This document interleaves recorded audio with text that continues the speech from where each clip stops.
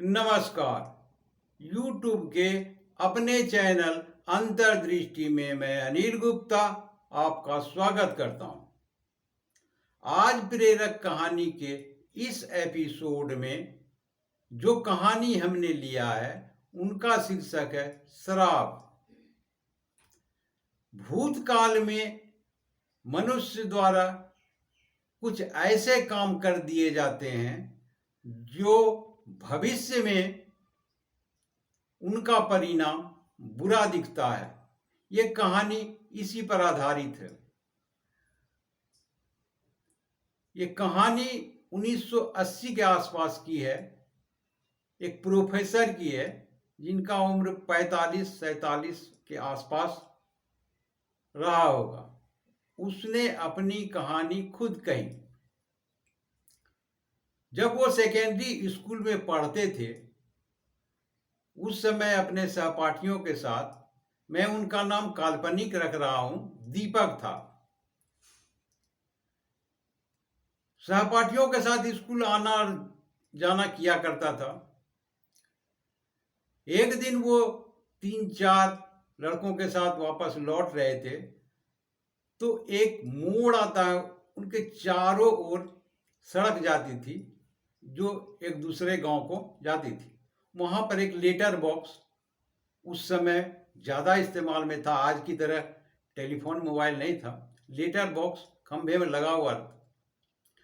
उस letter box में वो सब लड़के हाथ डालकर, बहुत सारे लोग आते थे, अपना लेटर बाहर ऊपर ही डाल करके चले गए, वो थोड़ा सा डालकर अंदर तक नहीं जाते थे, तो जो लेटर उनके हाथ में आता वो निकाल लेते और उनको फाड़कर पढ़ते, सब मजे लेते। कुछ भी किसी बारे में लिखा हो और फिर उसको जैसे तैसे साट के गिरा देते थे। एक दिन जब इसी तरह से उसने एक लेटर निकाला तो उसमें शादी विवाह से संबंधित कुछ लिखा हुआ था कि एक समझ इस उसी के आसपास के कोई गांव के थे, तो वो वहाँ डाक में डाल करके चले गए थे। तो वही लिखा हुआ था कि समधी जी, मैंने शादी की सारी तैयारी कर ली है, कृपया बाराती को समय पर और हो सके तो जितना सवेरे ला सके लाइएगा, और वगैरह वगैरह बातें थी। दीपक को कुछ अलग दिखने लगा कि इसका जो है मतलब कुछ ऐसा लिख देते हैं जिससे कुछ मजा आ जाए। तो उसने लेटर में लिख दिया कि आपके लड़का का चाल चलन अच्छा नहीं है, हम शादी पोस्टपोन कर रहे हैं, हम शादी आपके लड़के से नहीं करेंगे, बाराती मत लेके आइएगा। ये लिख करके वो बॉक्स में डाल दिया। वो पहुंच गई चिट्ठी वहां। लड़के वाले 1 सप्ताह 10 दिन में आने वाले थे, उनको बुरा लगा। फिर भी वो चिट्ठी में लिख दिया, ये नहीं लिखा कि हम आपने हमको ऐसा कहा। उसे सोचे कि समधी जी ही लिखे होंगे। उसने कहा कि ये अच्छी बात नहीं है, गलत बात है, लेकिन आपको जब नहीं है शादी करना तो हम बाराती लेकर नहीं आएंगे। और उसने चिट्ठी फिर डाल दिया इनको। ये लड़की वाले को पत्र मिल गया। लड़की वाले ने देखा कि कल बाराती आने वाला है और आज ये चिट्ठी मिला कि बाराती नहीं आ रहे। इनको तो मालूम नहीं कि कोई उसको लिख करके भेज दिया है कि नहीं करने के लिए शादी।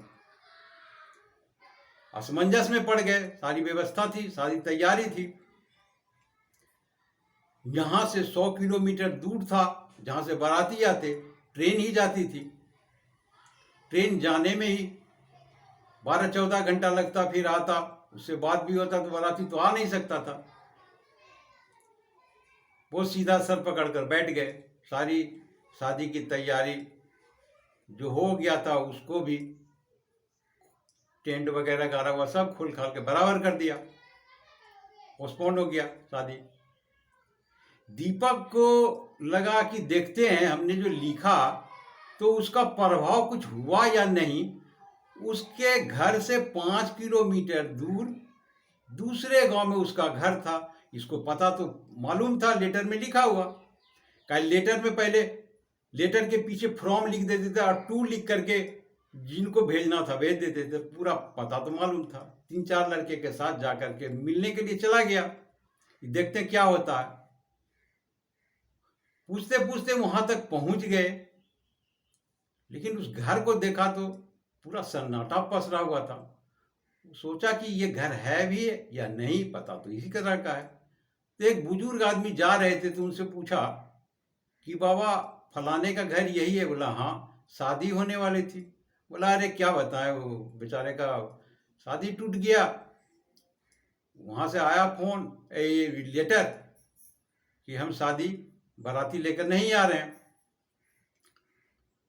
दीपक को थोड़ा सा बुरा लगा, अच्छा नहीं किया। हम सोचे ऐसे तैसे हो जाएगा, लेकिन शादी पोस्टपोन्ड हो गया। अब उनका दोस्त भी बोलने लगा कि लड़की का शादी तोड़ना अच्छी बात नहीं है, लेकिन इसका पाप लगेगा तुमको। दीपक के दिमाग में ये बात घूमने लगा। घर आकर उसको चैन नहीं मिलना, बिल्कुल एकांत में बैठा रहा, यही सोचते रहा ये अच्छा नहीं किया, जाते हैं लड़की से मिलके माफी मांगे। सोचा कि उसका घर जाएंगे तो उसके पिता को मालूम हो जाएगा तो पीटेगा हमको। तो उसने पता लगाया कि लड़की कौन है, कब कहाँ पढ़ने उड़ने या बाजार बाजार जाती है, तो उसे मिल लेंगे। गांव में इस बार बार चक्कर लगाने लगा। एक दिन संयोगवश वो लड़की को देखा, उस घर से निकलते हुए जाने लगा। उसने सोचा शायद यही हो सकता है। कुछ दूर जाने के बाद उसने लड़की से पूछा कि आपका नाम ये है? बोला हाँ, क्या बात है? बोला हमको माफ कीजिएगा, आपका शादी तोड़ने में मेरा ही हाथ है। लड़की उसको घूर कर देखने लगी। पहले तो गुस्सा मन में हुआ उसका, फिर भी शांत होकर बोली कि जाओ, तुम मेरा शादी तोड़वाया, तुम्हारा जीवन में शादी नहीं होगा। और कहकर लड़की आगे बढ़ गई। दीपक लौट करके वापस आया, उसी के बारे में सोचने लगा। थोड़ा सा सुकून था कि चलो माफी मांग ले, लेकिन उसका जवाब सुनकर उसको कुछ अच्छा नहीं लगने लगा। पढ़ने लिखने में ठीक ठाक था, और अब जो है वो उस तरह से नहीं करने लगा जैसे पहले करता था। सीधा स्कूल जाना और घर आना, खेलना भी बंद कर दिया, सिर्फ पढ़ाई पढ़ाई और कुछ नहीं। कुछ दिन बाद इनकी पढ़ाई समाप्त हुई, इनका नौकरी लग गया लेक्चरर में। 30-32 बरस की उम्र में लग गया होगा। वो लेक्चरर की नौकरी की। उस समय में लेक्चरर का बहुत वैल्यू था, जिससे रिश्ता जोड़ो फट से तैयार हो जाता। मगर किसी न किसी कारण बस माँ बाप चाह करके भी रिश्ता नहीं हो रहा था। कुछ न कुछ बट ये हो जाता, कट जाता रिश्ता। ऐसे करते करते 40 बरस भी हो गया, उस समय भी रिश्ता नहीं होगा। 45 बरस क्रॉस कर गया, तब नहीं हुआ। ऐसे तो पहले से भी सोच रहा था कि लग रहा कहीं लड़की के शराब का प्रभाव ना हो, लेकिन अब उनको पूर्ण विश्वास हो गया वो शराब मेरा पीछा नहीं छोड़ेगा। जिस समय वो बता रहा था 45 पार कर गया था, और उसने कहा कि अब हमें इस उम्र में शादी नहीं करनी है। तो भूतकाल में किए गई गलती भविष्य में कैसे किसी को बर्बाद कर देता है, यही इस कहानी से सीख मिलती है। आप जाने अनजाने में ऐसी गलती न करें, यही इस कहानी की प्रेरणा है। आशा करता हूँ ये कहानी आपको अच्छी लगेगी। अच्छा लगा कमेंट बॉक्स में ज़रूर लिखिएगा, और किस तरह की कहानी आपको पसंद है ज़रूर बताइएगा। धन्यवाद।